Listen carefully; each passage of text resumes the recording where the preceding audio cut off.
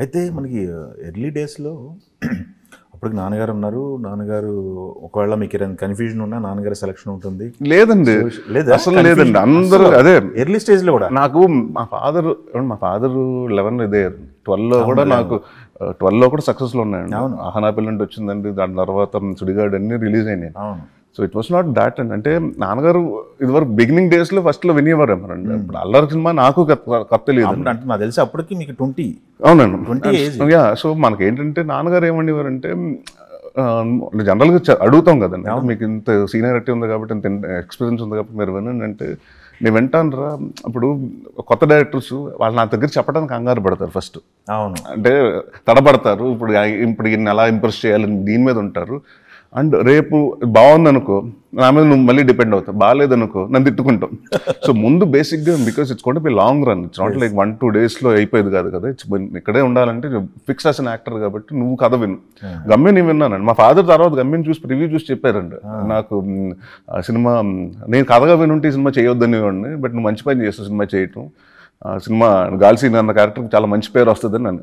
So more over like అంటే comedy సినిమాలకి ఎప్పుడన్నా నేను చెప్పి ఉండండి, ఎక్కడన్నా కథ బాగుందని శివశాస్త్రి అని ఇంటికి వచ్చిన తర్వాత నాన్నగారు ఇలా ఉంటుంది, ఈ సీన్ ఎలా ఉంటుంది అంటే ఆయన అలా నేను కథ చెప్పడం తప్పండి. డైరెక్టర్స్ని డైరెక్ట్గా ఎప్పుడు పిలిచి ఎవరిని కథ కూడా అడగలేదండి ఆయన. సో డెఫినెట్గా గైడ్ చేసేవారు కానండి, బట్ నాట్ ఇన్ టు అంటే దిగిపోయి కథల్లోకి వచ్చేసి సెలెక్ట్ చేసి నువ్వు ఇదే చేయి నువ్వు అది చేయి అని ఎప్పుడు నాకు కానీ మా బ్రదర్ కానీ చెప్పలేదండి. ఓకే. ఆ చాయిసెస్ మాకే వదిలేశారండి. ఓకే, సూపర్ అండి. కెరీర్ స్టార్టింగ్లోనే ఒక రేస్ లాగా పరిగెత్తారు. దాదాపు ఒక 50 సినిమాల వరకు మామూలు రేస్ జరగలేదు.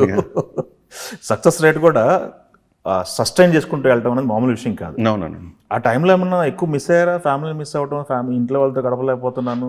తిట్టుకున్నారని చాలా. మా మదర్ అయితే అంటే అప్పుడు అంతా ఉండేదండి, మరే చాలామంది మా రిలేటివ్స్ మ్యారేజ్లకి వెళ్ళకపోతే రే నువ్వు పెళ్ళిళ్ళకి వెళ్ళకపోతే నీ పెళ్ళికి ఎవరు రారు అంటే ఏముంటుందండి, పండగలు లేవు, అబ్బాయిలు లేవు. ఇంకా అప్పుడు ఆ పాయింట్ ఆఫ్ టైంలో 15 రోజులు ఈ సినిమా, 15 రోజులు ఆ సినిమా, ఒకే సంవత్సరం 8 సినిమాలు, ఒక సంవత్సరం 6 సినిమాలు అలా రిలీజ్ అవుతూ ఉండేయండి. సో ప్రమోషన్స్ పక్కన, సినిమాలు చేయటం పక్కన. సో ఇట్ వాజ్ లైక్ లిటరల్గా ఎలా చెప్పాలంటే 2 బ్యాగ్స్ ఉండేయండి. నేను 6 months ఇయర్లో మా ఇంట్లో ఉంటానండి, 6 months నేను RFCలో ఉండేవాడిని. అంటే ఎక్కువ షూటింగ్ అక్కడ జరిగాయి కాబట్టి అండి ఆ టైంలో మొత్తం నేను ఆల్మోస్ట్ ప్లస్ బెట్టింగ్ మంగారాజుని వాళ్ళదేనండి, ఈటీవీ మన రామోజీరావు గారిది. సో అన్ని సినిమాలు అక్కడ జరగటం, మా ఫాదర్ సినిమాలు కూడా ఎక్కువ అక్కడ జరగటంతో అండి మేము అక్కడే ఉండేవాడు అండి. యా డెఫినెట్గా ఎలా పనిచేశానంటే 72 hours పనిచేశానండి ఒకసారి అయితే, 2 సార్లు. అదేంటో ఎప్పుడు తెలియదు అంటే తమిళ సినిమా జరిగినప్పుడే నాకు అవుతుంటుంది. తమిళ్లో అక్కడ అల్లరి తమిళ్లో చేస్తున్నానండి. మార్నింగ్ అక్కడ సాంగ్ ఏవిఎంలో, ఇంక నైట్ వచ్చి మార్నింగ్ ఇక్కడ షూటింగ్ అండి. సో మన ఏ సినిమా అంటే ఇక్కడ జరుగుతున్నప్పుడు చెప్తాను, ప్రాణం జరుగుతుందండి. సో ప్రాణం ఏంటంటే బూత్ బంగ్లాలో సెట్ వేసామండి. ఆ సెట్ అంటే ఇంక మాకు అయిపోతుంది, 5 daysలో తీయకపోతే వేరే వాళ్ళు ఇంకో సినిమా వాళ్ళు తీసేసుకుంటున్నారండి, మొత్తం మార్చేస్తున్నారు. సో సడన్గా ఫోన్ చేసి ఇలాగ సెట్ మార్చేస్తున్నారు, ఏం చేద్దాం అంటే నైట్ ఎఫెక్ట్ షూటింగ్ ఉందంటే మార్నింగ్ అక్కడ సాంగ్ చేసి ఫ్లైట్ ఎక్కి వచ్చి నైట్ మళ్ళీ ఇక్కడ నైట్ చేసి మళ్ళీ నెక్స్ట్ డే పొద్దున్న ఇంకో ఫ్లైట్ వేసుకుని మార్నింగ్ వెళ్ళి అక్కడ ఏవిఎం స్టూడియోలో స్నానం చేసి మళ్ళీ అక్కడే షూటింగ్ చేసి మళ్ళీ అలాగా. సో అది ప్లస్ పోరాలి అని ఒక సినిమా చేశానండి సముద్రగని గారిది. అది మడతగాజు ఎక్కడండి, ఇక్కడ క్లైమాక్స్ అక్కడ క్లైమాక్స్, అక్కడ నైట్ ఇక్కడ డే అండి. సో అలాగా పనిచేశానండి. యా మిస్ అంటే డెఫినెట్గా కొంచెం ఫ్యామిలీతో టైం స్పెండ్ అవ్వటం కానివ్వండి, ఫ్రెండ్స్ తోటి ఆ టైం మిస్ అయ్యాను కానివ్వండి. But I think as an actor కన్నా నాకు ఎప్పుడు యాక్టర్ అవ్వాలని ఉంది. దిస్ ఇస్ మై ప్రొఫెషన్ అంటే I wanted to be an actor. So when I'm that busy I don't care about all this things. Very good. ఇప్పుడేంటి పరిస్థితి? ఇప్పుడు కొంచెం టైం కేటాయించగలుగుతున్నారా? ఇప్పుడు అంటే అదే చెప్తున్నాను కదండి, ఇప్పుడు it's become like number of సినిమాలు కాదండి. ఇదివరకు ఏంటంటే ఒకటేంటంటే నా కెరీర్కి ఇదివరకు హిట్, యావరేజ్, ఫ్లాప్ మధ్య ఉండేది. అవును. సో నా సినిమాలు హిట్ అవ్వకపోయినా యావరేజ్ ఉండేయండి. చాలా సినిమాలు ఒక 60 రోజులు 70 రోజులు యావరేజ్గా నడిచేయాలి. ఇవాళ అలా లేదండి. ఆడియన్స్కి ఏంటంటే ఎదర్ హిట్ అంటే వస్తున్నారు, ఫ్లాప్ అంటే రావట్లేదు. యావరేజ్ అయితే ఓటీటీలో చూసుకుందాం అనుకున్నారు.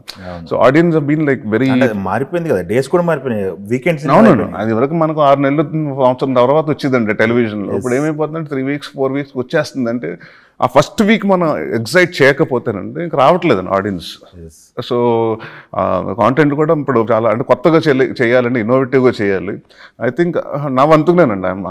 నేను ఇప్పటికీ రెడీ అండి 4 సినిమాలు చేయడానికి, 5 సినిమాలు చేయడానికి. బట్ మ్యాచ్ అవ్వాలి కదా. మ్యాచ్ అవ్వాలి and everything has to happen కదండి. It's not like one and no more like after covid I think అండి, ఇంట్లో స్పెండ్ చేయటం, పాప కరెక్ట్గా అప్పుడు నాకు 3-4 years ఉందండి పాప.